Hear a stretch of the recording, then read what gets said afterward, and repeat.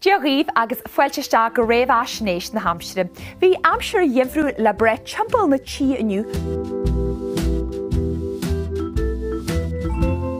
Jarvie Lynn ar géad Iron a chríicnú. Churmod charman na nóir ar an gceann seo is Iron ciún agus séad a bhí sé agus chuir sé tú suúbneach leis an níadúin. Is rud os nádar éis sin a dtíobh an ceáildaigh de gnách beidir go méint stúrthóir a bhain an na ceannar mainón. So I mhuairm sé Cad cheart bíanana ná go breanir an sconáin ná go leisctí túsan fí seán.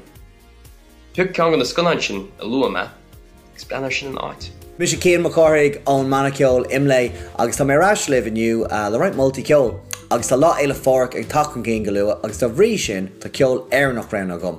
Fuair na ggéir seoga an chrúba nuachtar an bouta deire ach leis na boltaí Somalia nuair seo measú main blua acu. A sean sound chumá go bheith tá bull ar intas na character múla rá as na sconánas na leabhar. Ní fadan is go méid do chatín dríocht a héine gut ó Siobála Vander. Well, tá muid ar cool stata tá muid sa cistí in seo i bríomh local tá am lóin beag na car mar sin tá muid fós flat out agus tá Tommy banistúir na háteach. Chud is móg na gorta aint imráí.